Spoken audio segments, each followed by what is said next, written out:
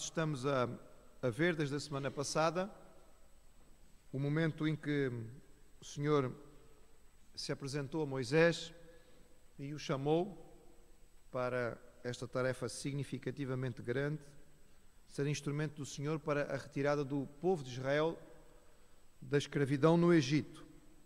E nós vimos semana passada que Moisés não aceitou isto assim de ânimo leve e logo colocou uma dificuldade ao Senhor, a sua primeira dificuldade relativamente natural. Ele diz: quem sou eu? Quem sou eu para fazer uma coisa destas? E a resposta do Senhor foi muito tranquila e foi: a questão não é quem és tu, mas quem sou eu? Eu vou estar contigo. Porque Deus tinha tentado que Moisés compreendesse que era Deus que ia fazer. Deus disse desde o princípio: eu vi, eu ouvi, eu percebi, eu conheci, eu desci, eu vou tirar de lá. E o outro respondeu: quem sou eu? Não percebeste ainda bem. Presta atenção, eu vou ser contigo. Mas esta primeira colocação de Moisés tendo sido respondida, não foi o fim das suas questões. Nós vamos então voltar a Êxodo capítulo 3 e ver então a segunda dificuldade que foi apresentada por Moisés. Ele diz assim no verso 13, Êxodo 3, 13.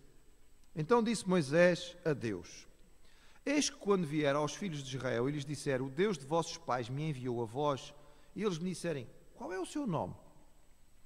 Que lhes direi? E disse Deus a Moisés: eu sou o que sou. Disse mais: assim dirás aos filhos de Israel: eu sou, me enviou a vós. E Deus disse mais a Moisés: assim dirás aos filhos de Israel: o Senhor Deus de vossos pais, o Deus de Abraão, o Deus de Isaque e o Deus de Jacó, me enviou a vós. Este é o meu nome, eternamente, este é o meu memorial de geração em geração. Vai, e ajunta os anciãos de Israel, e diz-lhes: o Senhor, o Deus de vossos pais, o Deus de Abraão, de Isaque e de Jacó, me apareceu, dizendo: certamente vos tenho visitado e visto o que vos é feito no Egito.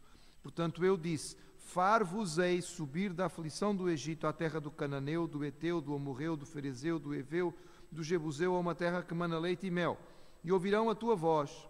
Irás tu e os anciãos de Israel ao rei do Egito, e dir-lhe-eis: o Senhor, o Deus dos Hebreus, nos encontrou. Agora, pois, deixa-nos ir caminho de 3 dias para o deserto, para que sacrifiquemos ao Senhor nosso Deus. Eu sei, porém, que o rei do Egito não vos deixará ir, nem ainda por uma mão forte, porque eu estenderei a minha mão e ferirei ao Egito com todas as minhas maravilhas, que farei no meio deles.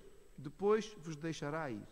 E eu darei graça a este povo, aos olhos dos egípcios, e acontecerá que quando sairdes não saireis vazios, porque cada mulher pedirá à sua vizinha e à sua hóspede vasos de prata e vasos de ouro e vestidos, os quais poreis sobre vossos filhos e sobre vossas filhas, e despojareis ao Egito.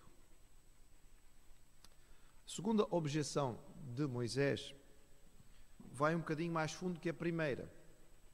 A primeira, ele coloca a questão quase que inteiramente sobre si mesmo e diz: quem sou eu? E Deus responde: não és tu, sou eu vou contigo. Então ele agora avança um bocadinho mais e diz: pois, mas quem é que vai comigo? Quem realmente é que vai comigo? Ele pede a Deus, parece-nos aparentemente o nome, mas nós temos que compreender, irmãos, que ele está a pedir muito mais do que o nome. Ele não está só a pedir a Deus uma identidade. Ele não está a perguntar: quem és tu? Porque, num certo sentido, ele já sabia quem era Deus. Deus já tinha se apresentado e disse: eu sou o Deus dos vossos antepassados. Deus se apresentou a Moisés e disse: eu sou o Deus do teu pai. Lembras-te, quando eras pequenino, o teu pai contou-te: eu sou o Deus do teu pai. Eu sou o Deus de Abraão, de Isaque e de Jacó. Eu sou o Deus dos vossos antepassados, dos patriarcas. Eu sou o vosso Deus. Portanto, os israelitas sabiam, tinham um Deus próprio. Apesar de estarem a viver estes anos todos no Egito, no meio de uma panóplia de deuses egípcios diferentes, eles tinham uma noção de quem era o seu Deus. Eles tinham, era perdido o entendimento claro de quem este Deus representava. Então, quando Moisés pede a Deus: que Deus é que vai, que nome é que eu posso dar a eles, o que é que eu vou dizer? No fundo, ele está pedindo a Deus um pouco mais de identidade. Ele precisa de compreender melhor a identidade do Senhor. Na verdade, o povo de Israel sabia que tinha um Deus, mas o seu Deus era um ilustre desconhecido. E então vem a grande resposta do Senhor. Lembrar, irmãos, que em toda a Bíblia a única pessoa que pergunta o nome de Deus é Moisés. É o único que tem coragem para o fazer. E o Senhor responde com aquela famosa afirmação, extremamente difícil de traduzir, porque isto é hebraico e o seu sentido mesmo em hebraico não é muito claro. Eu sou o que sou. A resposta dada pelo Senhor é baseada no verbo hebraico. O verbo ser em hebraico é o verbo eié. E aquilo que o Senhor dá como seu nome seria aproximadamente Eier, Asher, Eié. Eu sou o que sou. Eu sou aquele que é. A tradução poderá ser eu sou o que sou, como nós encontramos nas nossas Bíblias, mas a tradução também pode ser eu sou o que sou ou eu serei o que serei. E a ideia que fica aqui no ar é que a resposta não é assim tão simples. Deus está simultaneamente dizendo várias coisas a Moisés. Primeiro, Deus está dizendo a Moisés: eu sou o único ser do mundo cuja existência não depende de mais nada, sou eu. Tudo mais tem um princípio, tudo mais tem um começo, tudo mais tem uma causa, tudo mais precisa de alguma coisa. Eu não. Eu sou. Ponto. Tudo mais para ser precisou de alguma coisa que o ajudasse a ser. Eu não. Eu sou a existência pura, desde o princípio, que não é contado no tempo. Portanto, eu sou o que sou. Eu sou. Não tem mais. Mas, simultaneamente, ele está a dizer a Moisés: eu serei o que serei. Ou seja, eu não sou como os deuses dos outros povos, que se podem conhecer com relativa facilidade. Que sabe-se algumas coisinhas a respeito da sua mitologia e já está. Não. Eu sou o que sou e eu serei o que serei. Para vocês me conhecerem é preciso tempo. É preciso dedicação. Eu não sou um Deus que se conhece assim num piscar de olhos, numa simples leitura de uma mitologia rápida. Eu sou um Deus que se revela e que tem sempre algo mais para ser conhecido. Portanto, eu sou o que sou e eu serei o que serei. Para saberem realmente quem eu sou, vocês vão precisar de tempo. Se tu queres realmente uma identidade, se tu queres ter uma noção do meu caráter, da minha personalidade, da minha essência, isto não entra assim de um momento para o outro. Não é tão rápido quanto pode parecer, mas vai ser necessário tempo para vocês chegarem lá. Ou seja, irmãos, a resposta de Deus, parecendo relativamente simples, é na verdade muito, muito, muito composta e complexa. Deus está a tentar que Moisés possa guardar esta noção, que é uma noção tão profunda, e realmente o Deus de Israel não tinha nada a ver com os outros deuses, dos quais uma pequena história a respeito da sua existência poderia trazer alguns aspectos de quem ele era. O Deus de Israel era muito mais do que isto, porque ele é o único Deus verdadeiro. O verdadeiro Deus, Deus na sua essência, era ele. Este nome é formado apenas por consoantes, se escreveria YHWH aproximadamente, e portanto não tem vogais, e era extremamente difícil de pronunciar. Eié seria uma coisa mais ou menos deste género. E os israelitas vão ter este nome como o nome mais sagrado de todos, o nome santo. É por isso que eles vão acabar por adotar uma outra designação para falar de Deus em praticamente todo o Antigo Testamento, que é a expressão Adonai, que nós usamos como Senhor. Então vamos usar extensivamente a palavra Senhor para evitar usar a palavra Eié, que era a palavra santa, que era o nome santo que Deus tinha dado a si mesmo. Os escribas judaicos, quando transcreviam os textos da Bíblia, eles tinham cuidado de ter uma pena de ouro, que era usada só para escrever este nome. E quando chegava a esta altura, eles escreviam só, então, com aquela pena. E normalmente não escreviam o nome completo, mas deixavam uma letrazinha de espaço vazio, para que não houvesse algum pecado, digamos, em utilizar o nome de Deus de maneira que não fosse 100% correta. O que se fez mais tarde foi que os tradutores usaram as vogais de Adonai e acrescentaram ao nome Eié, que não tinha vogal, e daí nós temos o nosso Yahvé ou Jeová em português, que é como ficou a forma como nós a conhecemos em português. Não podemos deixar de mencionar que no Novo Testamento, e sobretudo no livro de João, o Senhor Jesus é referido muitas vezes como Adonai, ou seja, como o Senhor. E cada vez que Jesus utiliza esta fórmula, eu sou, ele está se identificando com o Deus Todo-Poderoso do Antigo Testamento. Então Jesus diz, e é João que nos mostra sobre tudo isto, ele diz: eu sou o bom pastor, eu sou a porta, eu sou o caminho, a verdade e a vida, eu sou a ressurreição e a vida. Cada vez que Jesus usa esta expressão, eu sou, ele está a transmitir que ele é, em forma humana, a essência daquele Deus que é o Deus Todo-Poderoso. Ou seja, ele está-nos a transmitir que ele é Emanuel, ou seja, Deus conosco. Depois de explicar ou de dar a Moisés o nome e alguma noção da sua identidade, o Senhor então dá uma palavra sobre o futuro, uma profecia a Moisés, dizendo a ele sobre dois tipos de discurso. Um discurso que ele deveria fazer ao povo de Israel e outro discurso que ele deveria fazer ao faraó. E Deus não somente dá a Moisés o discurso que ele deve fazer, mas diz qual vai ser o resultado do discurso. Então Deus diz: vai chamar os anciãos de Israel. É curioso isto, porque esta expressão no versículo 16, os anciãos de Israel, literalmente significa vai chamar os barbudos. Esta é a palavra no original. Vamos lembrar, irmãos, que os egípcios eram um povo marcado pela utilização da lâmina. Eles não tinham nem barba nem cabelo. É uma característica dos egípcios. Eles cortavam, raspavam tudo. Então barba e cabelo era tudo tirado. E depois usavam aquelas perucas todas especiais, enfim, conforme o nível de riqueza da pessoa podia-se identificar pela peruca. A gente identifica se o indivíduo anda de BMW ou Mercedes. Entre os egípcios era qual era a peruca que eles usavam, era que identificava se ele era rico ou não. Mas era uma característica bem diferente. Os hebreus eram homens de barba rija e, portanto, era uma coisa diferente. Então, literalmente, Deus disse a Moisés: vai chamar os barbudos, os barbados, vai chamar aqueles fulanos de barba, não é, cerrada, que são os chefes, os homens que ocupam as posições importantes dentro das famílias, e tu vais dizer a eles que eu sou o Deus dos seus pais e vim para tirá-los do Egito. Reparem, irmãos, que mais uma vez Deus deixa bem claro que é Deus que vai fazer. Versículo 17: far-vos-ei subir, eu vou-vos tirar, não é? Eu vou tirar. E Deus aproveita e diz a Moisés: e eles vão ouvir a tua voz. Tu vais dizer a eles vão acreditar em ti. Vão aceitar a tua palavra, vão concordar com aquilo que tu estás a dizer e vão ficar felizes com aquilo que tu disseres. Depois tu pegas os anciãos e vocês vão juntos falar com o faraó. E o que vocês vão dizer ao faraó é: ó faraó, deixa-nos ir caminho de 3 dias ao deserto para que nós possamos adorar ao nosso Deus.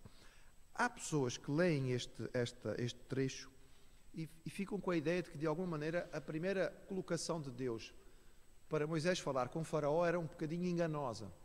Mas eles não iam só caminho de 3 dias no deserto, eles iam deixar o Egito. Atenção, irmãos, em momento algum o texto abre a ideia de que o povo ia voltar para trás. Realmente o local de adoração inicial que eles vão fazer é a 3 dias de viagem, que é exatamente junto a este monte onde Moisés está, que eu disse aos irmãos, ficava a 3 dias de viagem da região de Gósen, que era por onde eles moravam. A questão não era esta. A questão era que, mesmo nos registros históricos antigos, nós sabemos que os egípcios davam liberdade aos seus servos de adorarem. Portanto, os israelitas não estão pedindo algo que seja tão extraordinário, mas nem isso o faraó vai dar. E a ideia é apenas para chamar a atenção de que, mesmo pedindo algo natural, ou seja, vocês têm os vossos deuses, nós temos o nosso, deixem-nos ir adorar ao nosso Deus, mas para isso nós temos que ir 3 dias caminho do deserto. Mesmo isto o faraó não iria aceitar. E Deus já avisa a Moisés e diz: o faraó não vai aceitar. Não vai aceitar. Talvez Moisés pudesse dizer assim: grande novidade. Isso também eu podia saber, que o faraó não ia aceitar. Era natural que ele não aceitasse, não é? Mas o Senhor dá essa palavra clara e diz: ele não vai aceitar. E não vai aceitar exatamente para que eu possa fazer as maravilhas que previ fazer sobre o Egito. Porque isto tudo fazia parte do plano do Senhor, porque Ele queria fazer o seu poder ser manifestado no Egito para a glória do seu nome, para que o povo soubesse quem era o seu Deus e para que o Egito descobrisse que havia Deus em Israel e para que Israel saísse do Egito com mão poderosa. Vamos lembrar, irmãos, que o Senhor está estabelecendo aqui no livro de Êxodo, é o que nós estamos lendo nestes primeiros capítulos, a principal história de redenção do Antigo Testamento. E esta história de redenção do Antigo Testamento é a principal ilustração daquilo que é a salvação de Deus para a humanidade e que vai ser cumprida em Jesus. Não é por acaso que vamos culminar toda esta história com o sacrifício de um cordeiro na Páscoa, que anunciava para o Cordeiro de Deus que tira o pecado do mundo. Então, nós vamos ver aqui como Deus vai agir com mão poderosa para fazer a sua salvação ser conhecida e ser revelada. E por fim o Senhor ainda aproveita, ainda avisa, ainda diz a Moisés: e quando vocês saírem, não vão sair de mãos a abanar, mas vocês vão lá, porque durante séculos trabalharam sem receber salário, então está na hora de receber o salário com juros e correção monetária. Vão pedir a todos os vizinhos e eles vão-vos dar, vocês vão despojar o Egito. Vai chegar um momento em que as vizinhas vão entregar às suas escravas, leva os vasos de prata, de ouro, leva as joias, os vestidos, leva tudo. Não podem levar, desde que se vão embora. E é isso que nós vamos ver no fim da história. No fim da história não, no fim da saída do povo, que realmente o povo não sai de mãos vazias, mas sai com muita coisa, carregando muita coisa, que depois vai ser utilizada para também, mas mais tarde, porque aquilo que é feito no bezerro é uma parte, vai ser utilizada para a construção do tabernáculo, irmãos. Se os irmãos se lembrarem, depois quando Moisés pede, o povo traz as coisas para a construção do tabernáculo, porque, atenção, eles estão no deserto do Sinai, não havia Ikeias por lá para eles irem comprar o material para poder construir o tabernáculo, não é? Então é natural que nós possamos entender que o povo precisa carregar estas coisas. Muito bem, então Moisés agora está convencido, não é? Está satisfeito e está feliz da vida. Não, não está. Capítulo 4. Então respondeu Moisés e disse: mas eis que não me crerão, nem ouvirão a minha voz, porque dirão: o Senhor não te apareceu. E o Senhor disse-lhe: que é isto na tua mão? Isso é uma vara, lança na terra. E ele lançou, e ela tornou-se uma cobra. E Moisés fugia dela. Então disse o Senhor a Moisés: estende a tua mão e pega-lhe pela cauda. Estendeu a sua mão e pegou-lhe pela cauda e tornou-se uma vara na sua mão, para que creiam que te apareceu o Senhor Deus de seus pais, o Deus de Abraão, o Deus de Isaque e o Deus de Jacó. E disse mais o Senhor: mete agora a tua mão no teu seio. E tirando eis que a mão estava leprosa, branca como a neve, e disse: torna a meter a mão no teu seio. E tornou a meter a mão no seu seio, e depois tirou do seu seio, e eis que tornara como a outra carne. E acontecerá que, se eles não te crerem, nem ouvirem a voz do primeiro sinal, crerão a voz do derradeiro sinal. E se acontecer que ainda não creiam estes dois sinais, nem ouçam a voz, tomarás das águas do rio e a derramarás na terra seca, e as águas que tomarás do rio tornar-se-ão em sangue sobre a terra seca. Ok, Moisés já tem a promessa de que vai com Deus, ou seja, já tem a promessa de que Deus vai com ele. Eu vou contigo. Ele já tem o nome especial de Deus e uma descrição da sua identidade, da sua essência mais profunda. Ele já sabe, porque Deus já lhe adiantou, qual vai ser o discurso que ele deve fazer com um e com o outro, e já sabe inclusive qual é o resultado do discurso. Mas ele continua sem aceitar. O Senhor, acha mesmo que eu vou chegar lá? Olha para bem para a minha cara, Senhor. Eu vou chegar lá com esta idade, com esta roupa, 40 anos depois, vivendo no deserto, e vou chegar lá e vou dizer a eles: olha, Deus me viu do deserto e Ele falou comigo e disse que vinha aqui para vos ter. Vão dizer assim: este homem, coitado, apanhou tanto sol durante tantos anos, que estou-lhe a volta ao miolo, não é? Coitado, volta no caminho para onde tu vieste, que estás louco, é evidentemente que não te apareceu nada, nem ninguém, ou o que tu viste foi uma alucinação. Ok, e o Senhor ainda tem paciência com ele. E Deus lhe dá 3 sinais. Estes sinais são interessantes, irmãos. Se os irmãos olharem para os sinais, eles são muito interessantes. Primeiro sinal, o Senhor age através do cajado, da vara. Era provavelmente uma peça simples, um cajado grande. Normalmente os cajados eram mais altos que os pastores, portanto, para aí uns 2 metros ou 2 metros e qualquer coisa de altura. Era um instrumento muito importante para o trabalho que Moisés fazia. Seria o seu apoio para poder subir, seria o seu descanso depois de uma caminhada onde ele se apoiaria, seria um instrumento de correção do rebanho quando era preciso, seria também a sua proteção. contra os animais selvagens. Não era uma varinha, era um cajado que devia dar ali uma pancada grande se aparecesse algum animal para roubar algumas das suas ovelhas ou para lutar com ladrões. Era uma vara que Moisés já devia ter há alguns anos e com a qual ele já devia ter se afeiçoado. É curioso, irmãos, que o texto depois vai chamar esta vara a vara de Deus. Não porque Deus a deu nesta hora, porque Moisés já a tinha, mas porque ela vai ser instrumento nas mãos do Senhor. Ver a vara se transformando numa cobra deve ter sido assustador. Assustador. Moisés vai desafiar o maior governante da terra naquilo que poderia ser chamado o centro mundial da magia do seu tempo. Os mágicos egípcios eram os melhores do mundo, famosos. E nós sabemos que Moisés vai ter que os enfrentar e ele vai suplantá-los com algo muito superior à magia. É natural que o ato inicial o tivesse enchido de medo. Moisés tem muitos anos de experiência, ele sabe que estas cobras são extremamente perigosas. A palavra dá-nos a ideia de uma cobra venenosa, daquelas extremamente venenosas. A mordida desta cobra mata em poucas horas. Depois disto, se era o cajado que se transformou em cobra, estão a ver um cajado com mais de 2 metros de altura, virou uma cobra e tanto, não é uma cobrinha, é uma senhora cobra, não é? É um animal realmente assustador e que mete medo, portanto, tudo isto é assustador.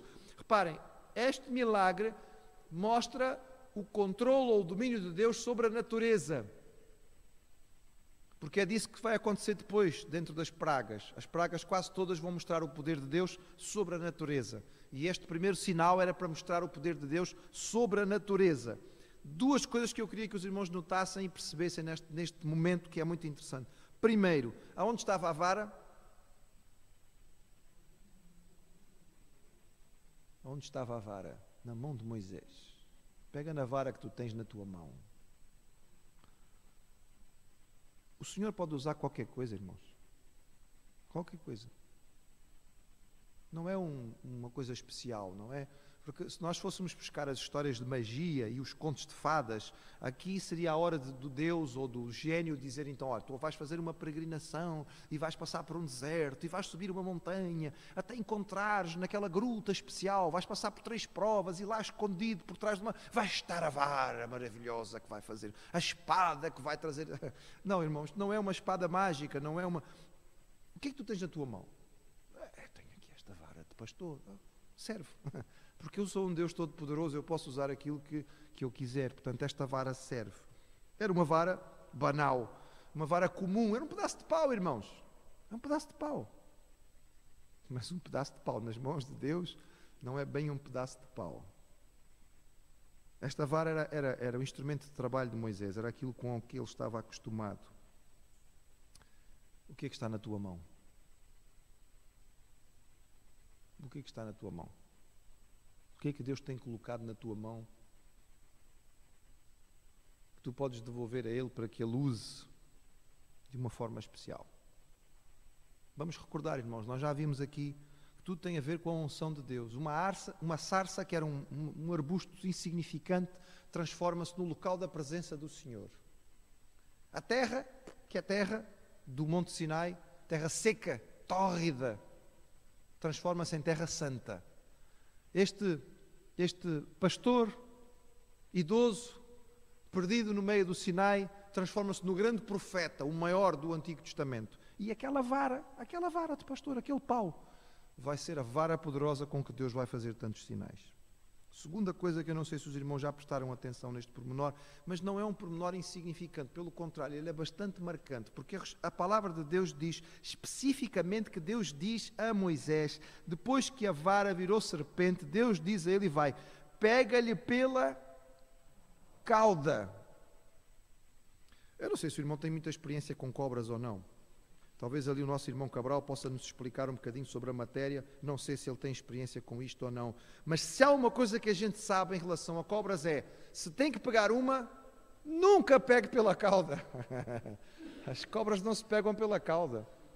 Mas a gente não pega em cobras, não é? Mas se tiver que pegar, tem que pegar pela cabeça. O mais perto possível da boca, que é para não ser mordido. Já parou para pensar nisso? Já leu esta história muitas vezes? Já parou para pensar nisto?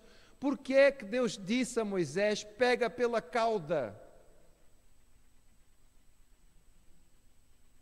Porque isto ia provocar medo.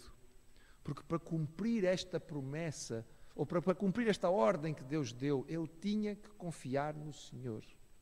Porque naturalmente esta cobra vai se enrolar no braço dele, vai mordê-lo e ele vai morrer.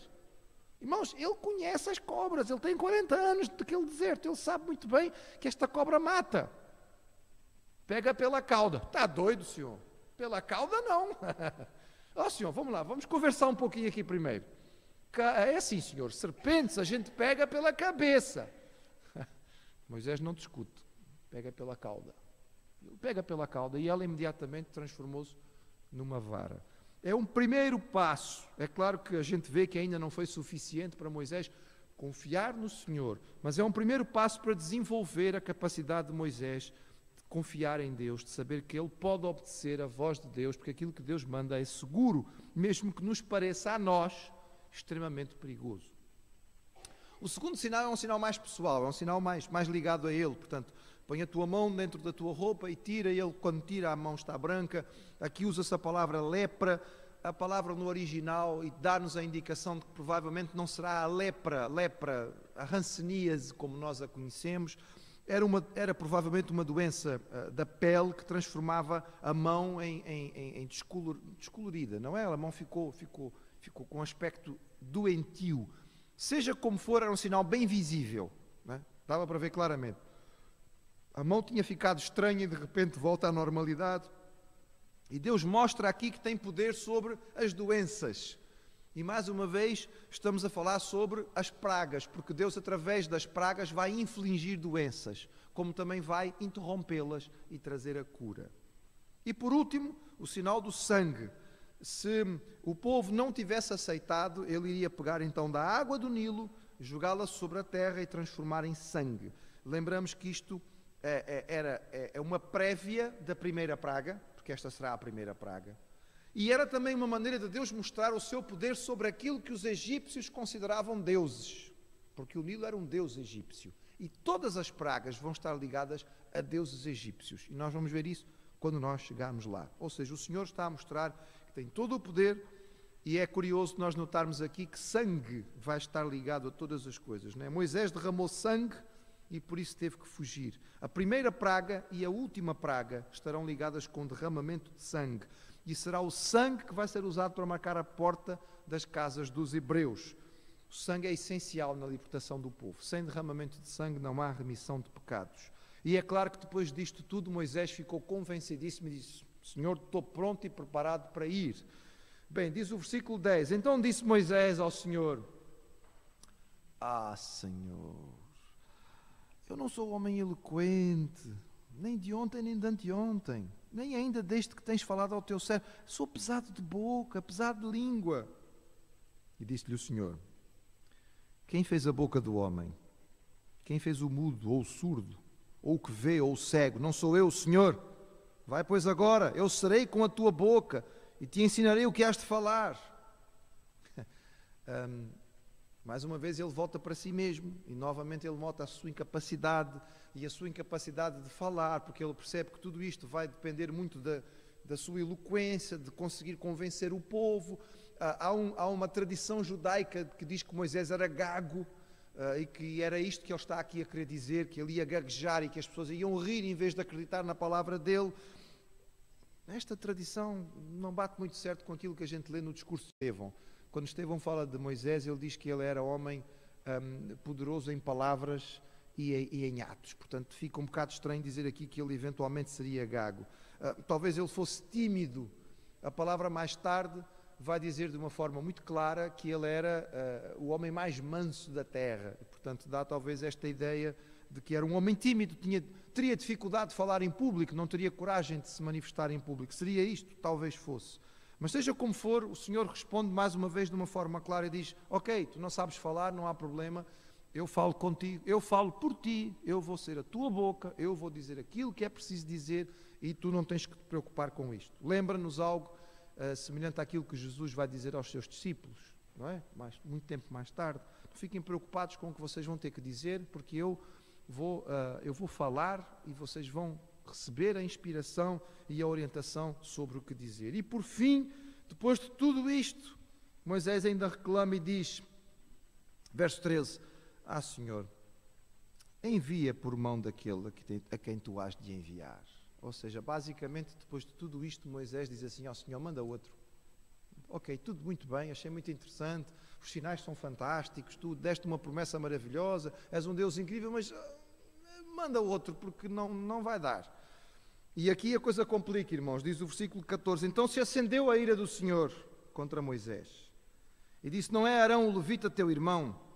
Eu sei que ele falará muito bem, e eis que ele também sai ao teu encontro, e vendo-te se alegrará o seu coração. E tu lhe falarás, e porás as palavras na sua boca, e eu serei com a tua boca, e com a sua boca ensinando-vos o que haveis de fazer. E ele falará por ti ao povo, e acontecerá que ele te será por boca, e tu lhe serás por Deus. Toma, pois, esta vara, com que farás os sinais. E então foi-se Moisés. Só depois disto é que ele aceitou finalmente ir. É interessante nós pensarmos que durante 80 anos este homem tinha sido de alguma forma burilado por Deus, trabalhado por Deus, para poder ser instrumento nesta ocasião. E depois de 80 anos sendo preparado, ele resiste. Ele não quer ser usado. Ele não quer ser instrumento nas mãos do Senhor. Arão aparece aqui na história fora do contexto. Nós nunca ouvimos falar dele até aqui. Arão não apareceu em momento algum. Sabemos que Arão é irmão mais velho, mas apenas tinha aparecido Miriam até aqui. Será interessante nós compreendermos que quando Moisés escreve a história, ele escreve para quem já conhece. E, portanto, é natural que as pessoas que estão a ler a história já conhecem a história. Daí que não têm dificuldade de perceber sobre o que é que ele está a falar. Talvez, e fica a ideia aqui um pouco no ar, subentendida, que Moisés tinha mantido algum tipo de ligação com Arão desde a sua infância. Eles talvez, mesmo a partir do palácio, houvesse algum tipo de ligação entre eles, mas desde que ele tinha fugido para o deserto, que ninguém tem esta informação e ninguém sabe absolutamente nada desta situação. Agora, parece que o Senhor abre aqui um parênteses e vai mudar um pouco o plano, não é? O plano original era trabalhar só com Moisés. Mas pela insistência de Moisés, o Senhor vai incluir Arão no plano. E Arão vai ser o intermediário do intermediário. Afinal de contas, Moisés é o intermediário entre Deus e o povo, e Arão vai entrar aqui como um segundo intermediário. Ou seja, o Senhor fala com Moisés, Moisés fala com Arão e Arão fala com o povo. Parece que isto vai complicar um pouco a engrenagem. Quando nós lembramos que Arão vai ser um tropeço para Israel, porque vai, não é? Arão vai ser um tropeço para Israel. Se os irmãos se lembrarem, o episódio do bezerro de ouro. É ele que vai ser o responsável pelo bezerro de ouro. E mais tarde ele vai ser responsável por uma rebelião do povo contra Moisés. Portanto, se Moisés soubesse isto, ou vamos colocar de outra maneira, se Moisés tivesse sido obediente ao plano original de Deus, ele tinha poupado todas estas dificuldades. Mas ele não quer, ele insiste em querer fazer as coisas da sua própria maneira. E, infelizmente, por causa disto, meu senhor, nós estamos aqui num local de respeito. Peço-lhe que demonstre respeito por este local, que é um local de respeito e de reverência, sim? Por gentileza. A resposta de Deus depois disto tudo é uma palavra irada. O Senhor teve muita paciência com Moisés, mas a paciência tinha limite. E aqui Deus demonstra a sua ira, e é claro que diante da demonstração da ira de Deus, Moisés tem que se calar. Eu acho que sobre a manifestação de qualquer pessoa vai se calar diante da manifestação da ira do Senhor. E neste caso aqui também. Afinal de contas, é Deus que fala com ele, e ele agora cala-se e vai aceitar a orientação do Senhor. A sua vida vai sofrer realmente uma mudança significativa de 180 graus. Ele vai mudar totalmente a direção do seu caminho. E esta direção é o que nós vamos ver, como vai reagir o resto da família, como vai reagir o seu sogro, como vai reagir a sua esposa, como vai ser a situação da sua família a partir desta situação. Isto nós veremos a partir da próxima semana.